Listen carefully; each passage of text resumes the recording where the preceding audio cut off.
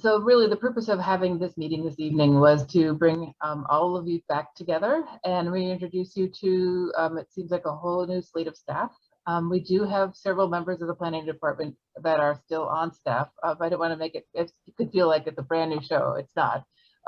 However, what has happened in the last year is last July, a new zoning code was approved by the city council. And in that zoning code, there's been a very significant shift in terms of purview of the design review board. So our goal this evening was to introduce ourselves and introduce your expanded purview, and not talking about any particular project, but talking about just generalities of what will be coming before you in the next few months. Next slide, please. So, as I said, it's been expanded, your role. The waterfront mixed use zone and the downtown mixed use zone, or the WMX and DMX zones, were always your purview. They were always the body of decision for projects, was the design review board. However, now your body is the body of recommendation for residential projects over a certain size, and there's some caveats or unlesses to that. You are also now the body of recommendation for non-residential projects, meaning industrial, commercial, the whole gamut of things that aren't residential or mixed use residential over a certain size. I wanted to kind of touch on what generally does the design review criterion consist of, because it's very specific in our zoning code. I wanted to touch on other responsibilities that the board will have. And then I just wanted to offer some final closing thoughts. This is a pretty small group. It's a pretty informal meeting, so feel free to ask questions as I go, and we can stop, and if I don't have an answer, we can look it up for you and get those back to you for next time. Next slide, please. So the role of purview of the design review board is actually taken from a couple of different places. There's section on the city charter, section 402, the municipal code, chapter 2.59. But I really want to focus on tonight is the zoning code that I was just touching on earlier. Next slide, please. The waterfront zone. So this is a quick snip of the waterfront mixed-use zoning district. It's the orange areas that you can see along the waterfront. If you go to the city's website, our GIS will show you, and you can zoom in and out on that. But basically, it's the area that appears light orange in this picture. New projects in there are the purview of the design review board, and that's actually not new, but that's where we're starting tonight. Next slide. In addition, there's another section of the city along the waterfront, and this is a graphic that I pulled out of the master plan. It's an area of the city called the Waterfront and Vallejo Station Project Plan Development Master Plan. This area is also your purview, and that's actually not new either. You may have things about things along the waterfront historically, but I wanted to make sure we had a graphic idea of where that was. Next slide. And finally, in the kind of cream orange color is showing the downtown mixed use zone. That's also been your purview historically and continues to be so. So it's basically, you can see where the waterfront mixed use kind of comes in and crosses into the downtown mixed use. So that whole, the most important commercial section of town and the big long line of the waterfront is in your purview directly. Next slide. Here's where things start to expand. 2 through 10 units for design review is actually the purview of the director in the new zoning code. However, 11 through 49 units submitted to the city of Vallejo as a development project would come to your body first as a body of recommendation, meaning that you would review the project, you would read the staff report, you'd look at the plan set, the findings, we would try to lay out all of the context for the land use decision before you, and you would make a recommendation, in this case, to the director for that project.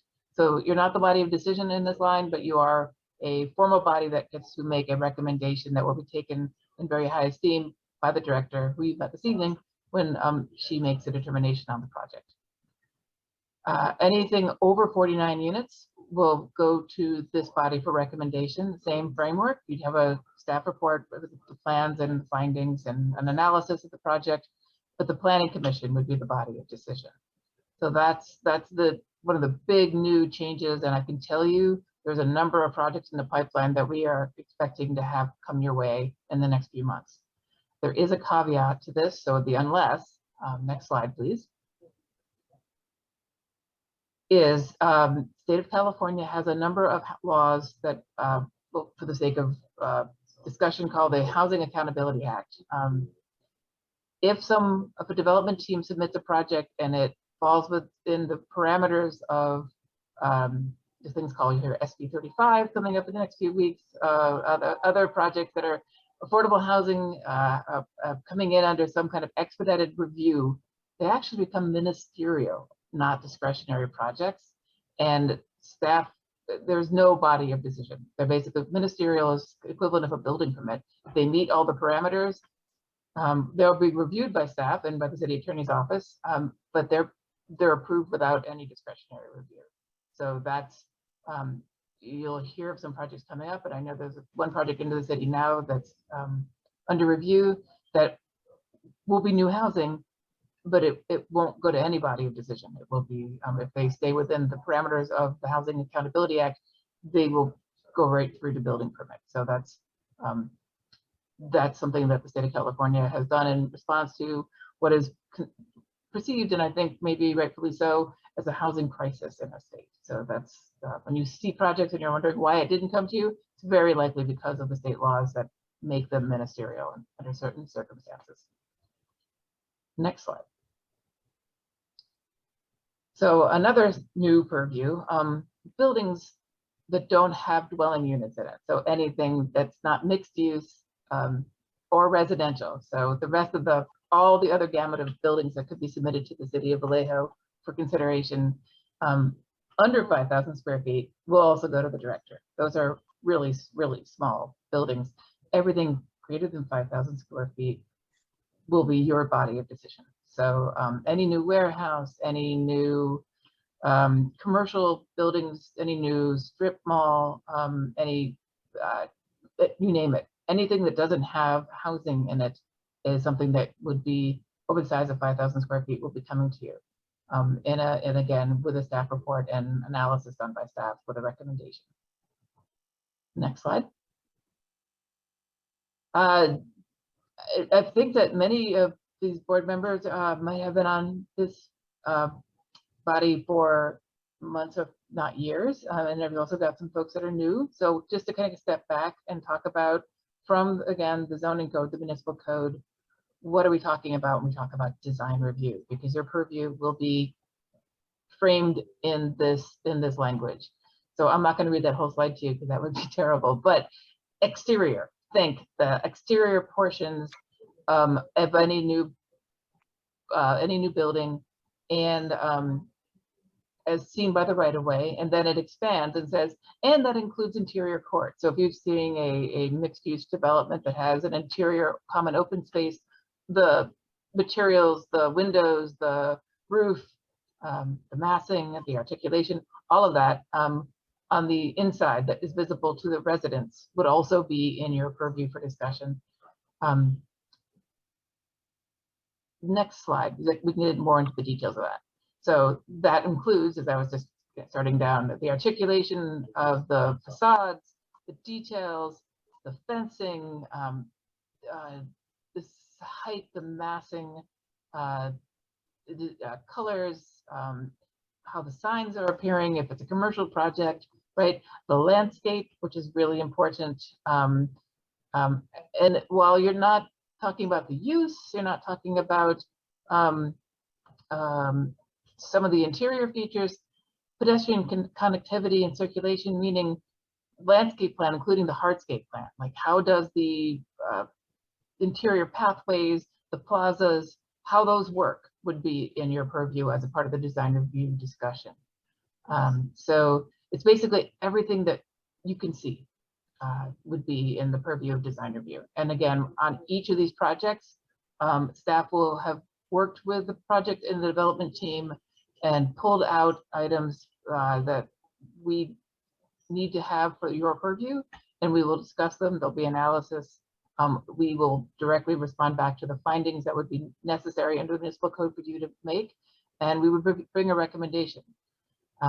You are always welcome to go with the recommendation. You're also very welcome to not go with a recommendation. It's our job to bring you the project in its best form and our best work, and then it is your recommendation or your action as a separate body to go from that point forward.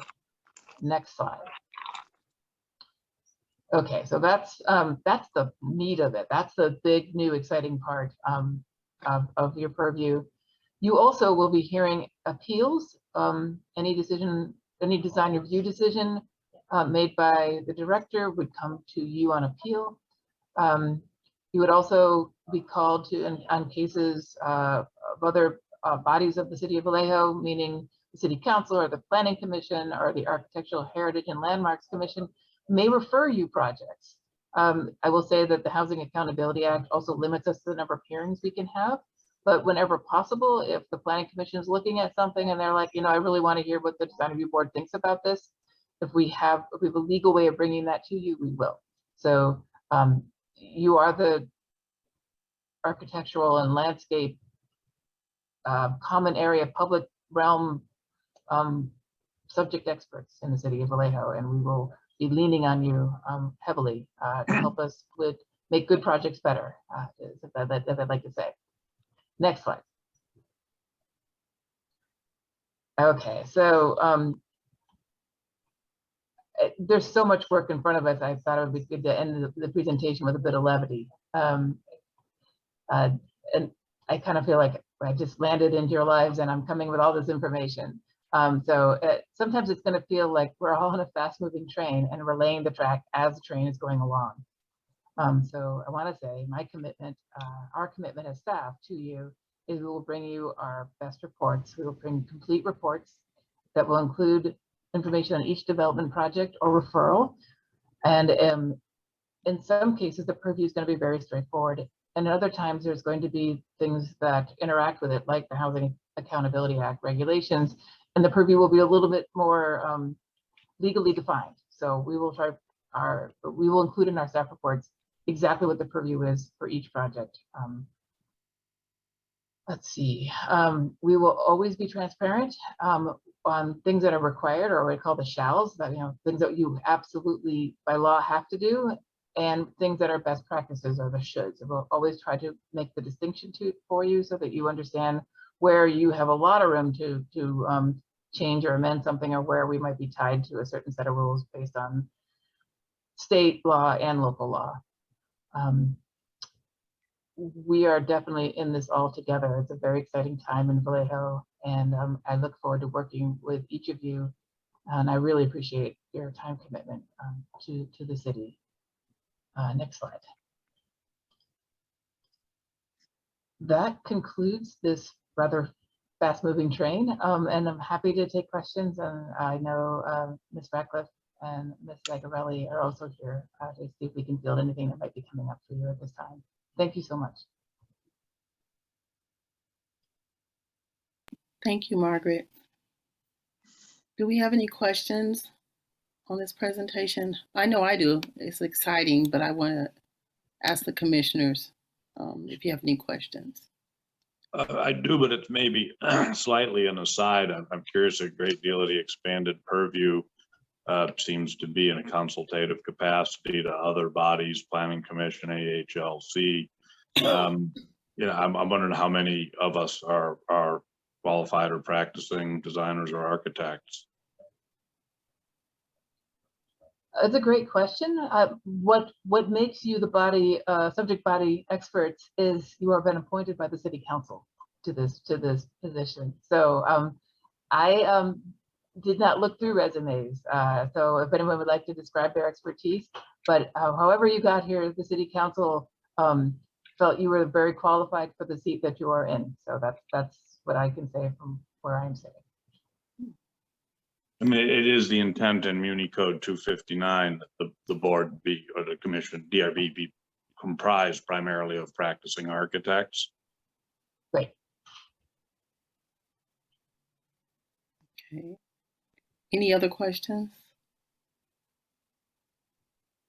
I don't see any. Difficult to see on the Zoom. I have a couple of questions, Margaret. My first question is, will this new layer slow down projects in Vallejo? Great question. And actually, Naveed, you can close the slides, I think, so we can all see each other as best we can, considering we're in land of Zoom here. Thank you. So yes and no. So the zoning code was a comprehensive redo. So for example, if someone's building a duplex, that will be something, and it meets all the development standards. It meets the right height, the right setbacks, etc. The design/development review for that project and the landscape review would be done at the staff level, and it would be typically, so it's market rate housing, and so it doesn't qualify for any of the expedited things. So market rate projects, smaller projects are going to be at staff level, and they will same level of review, same analysis will be done, but it's considered faster just for the very sake that we don't have to do noticing of what should we do. We don't have to hold a public hearing, right? There's always a feeling in the development community that if they're going to a body of decision that's a public body, it feels like it takes more time, or they feel like this is going to be more complicated. So the shorter answer is, for the smaller project, it'll be staff level review, but the same findings and the same conditions as it would be if it came to design review board or any other planning commission, AHLC. A number of the larger projects that are market rate, so they are following the rules in the zoning code. It didn't add more time in the areas that we're expecting more housing. So the downtown has always been in your purview. The waterfront's always been within your purview. So now we're talking about the rest of the city, right?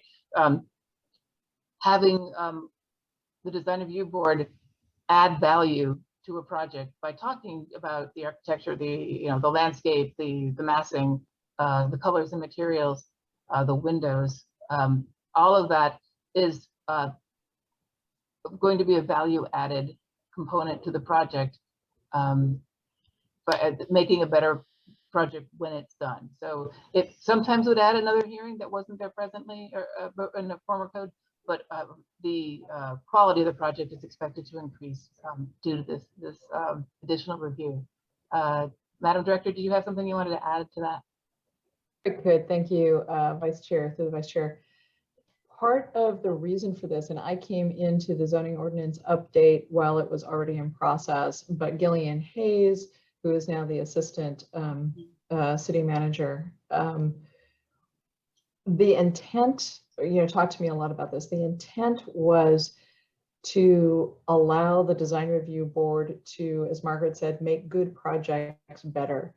When we were looking around the city, we wanted to elevate the design and the architecture of these projects, of these new projects coming in. So if it has to wait a little bit more, and if you have to go to a design review board before planning commission and you get a better project, that's what the goal was, to just up the ante a little bit and have a higher level of design for the projects coming into the city.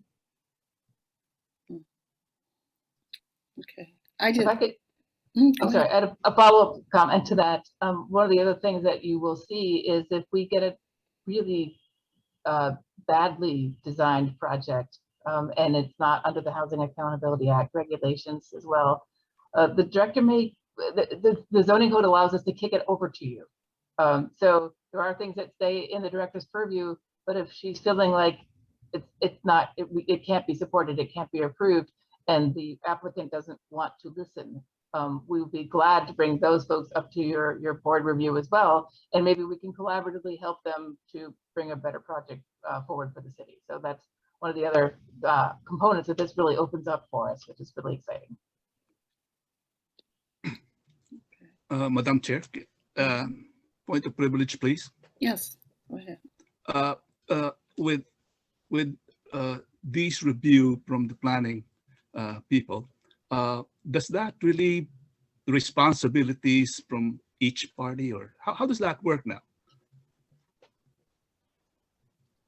To the vice chair. I'm going to attempt to answer the question, and if I miss the mark, please, board member, tell me. So we, myself, the director, our other professional planners that are on staff, will do a complete analysis of the project, and we, so you get a full project description. We're going to bring out the findings as part of the staff report and talk about how the project does or does not meet the findings that are articulated in the zoning code or the municipal code for the project that you're reviewing that night. It will vary a little bit case by case. There are sometimes, like I know for the project coming in March, there are some things. It's a very utilitarian project, right? It's a 30,000 foot wide carport, right? It basically with solar panels on top. So there's things that there are some findings where you're like, that's just not applicable. So we'll say that in that case, right? That's the most basic building that you know, I would have loved to have brought you a huge, gorgeous, you know, 10-story building and first thing out, but we're starting with a very a wonderful project, but not an exciting one necessarily. So you will have all of our professional analysis in the staff report. I will tell you that we won't bring a project with a recommendation of denial unless we feel that it's just not supportable in any fashion and the applicant has requested to come for a decision or for a recommendation. We don't want to, we want to build the best buildings possible in Vallejo. So we will work with an applicant until the time is up in the Housing Accountability Act discussion, or we think the project is ready for an action, you know, approval with, you know, very commonly a design review board will say, you know, I think this is a great start. I really like what you did here. This is a really good commercial building, but I was wondering if you could make, like, that one elevation is just bland, right? What I'm looking for here is something else to make this more attractive. It's facing, you know, Broadway, and you really haven't done enough visual interest. I can, in my experience, and I didn't actually say, so I've been doing land use planning for the last 29 years. I've worked in cities of Berkeley and Alameda, El Cerrito. I will tell you that almost any applicant worth their salt will listen to that comment and be like, we are going to make that the most beautiful elevation you ever, because they want the approval, right? So you have this great leverage point when you're talking to an applicant team that they're going to want you to like them. So in your purview, you're welcome to suggestively value add, if you know what I mean. So we do not have an architect on staff. The first architect on a project resides in the development team. If we need to, we have consultants that are architects. We can bring them in at the expense of the development team, of course. And if we're really stumped on what we can do, a lot of our projects are going to have design standards. In the waterfront section, there's design guidelines. Those will work in terms of helping us get to a point where the project is ready for your review. If any of you have an architectural background or a landscape background, all the better, but it isn't necessary that you bring that to the table. We will, like I said, we won't bring a project to you unless they demand to, or we can support it. And if we can support it, we'll have it articulated in the findings. And then collaboratively, we can make the project, we can talk about the project in ways for it to improve within the purview of the board. Okay. Did that cover that, or did I talk right over it? I'm sorry. Well, thank you for that response. Yeah. I do have another question. How far in advance will a project be given to the board so that we can review and make sure that it meets zoning requirements and then other standards, so that we actually are looking in and examining a project and we're not just rubber stamping something that staff has given us? Yeah, no, I really appreciate that. And the last thing we would ever want is a rubber stamp type of relationship. You guys are a distinct body in the city of Vallejo. So it basically, the staff report in the packet will come to you a week in advance, which is not a lot of time. You will, all of our plans now, one of the, I think it's a positive unintentional side effect of COVID is we've gone completely electronic. We don't do paper plans anymore. Everything comes electronically and with dimensions. So a lot of the things, when we say it's a 35-foot high building, you're going to see right in the plan set that that's exactly where, as you measure height, and it's all that fun. And we'll put that in our staff report. Height is measured from the top of the parapet in some cases, and at the top of the roof film in other cases. So we will explain how we got there. We will, the heavy lift of checking the development standards in general will be done by staff. The purview of the design review board will be articulated in the staff reports. And like I said, please feel free to be like, I see that the planning manager thought that was a really articulated facade, but I don't agree. And here's what I want to see differently, right? So that's exactly what your role is to either to read our staff reports, look at the project thoughtfully, and come with questions for the applicant, for staff, for the city attorney's office. We will be staffing these meetings with the city attorney staff as well, so that if you're not sure of the purview, we can have an answer, right there. So the way that the timing works out, it's approximately a week before the meeting that you would get your packet. And you will have my contact information. I am your liaison. I am your secretary. I work 980s. You will have my cell phone. You will have my email. If you have a question that you're like, I'm looking at this market and I just don't see it. What's going on here? We will be able to talk before the meeting with any questions that you have. So I wanted to make sure that that's something that's super clear. Okay, thank you. And will we receive a copy of the new responsibilities of the board? Yes, it's actually first of all, I will get you a copy of the PowerPoint this evening because that's kind of the big bite of it. I can send you basically an email with links to the sections of the zoning code that speak to design review, because the code, and you're welcome to read the code cover to cover. There are some points where some tables don't match the text, so we have worked with the city attorney's office to make sure that we are telling you the right version of how it's read. That zoning code was a draft for 4 years, I believe, and so it had a couple different authors. It's a huge improvement over where we were, and it's not a perfect document in any way. So but what I can do is send you after this meeting live links to the sections of the code that pertain to the design review board. Actually, it'll be early next week. That's probably a great starting point. If you read those and you're like, well, okay, but I have these other questions, I will help you find in the code where that went, or if it's in the purview and I missed it, or why it's not the purview. So I'm happy to have that conversation. The zoning code by itself without a project in front of you is one of the driest documents available. So that's it's always good when you have a project in the other hand, but I'm happy to help you kind of encapsulate all the things that you're being asked to do. Okay, thank you. I'm sorry, commissioners, do you have questions? I don't mean to monopolize the conversation. Just to follow up on that matter there, I understand the city attorney is in the body. Now, it's been in the news that the city has been getting a lot of lawsuits. Now, how does that affect the board in terms of the planning? Through the chair. First of all, that it wouldn't affect you in any way. I don't know how to answer that. It's not on the agenda to go into that, what lawsuits or litigation the city's involved in. It's all a matter of public record, but it should not affect you in any way. You're looking at projects that are coming in to be approved. They haven't yet been approved. There's no, litigation that's currently ongoing or that has just been initiated is not going to affect your job in any way.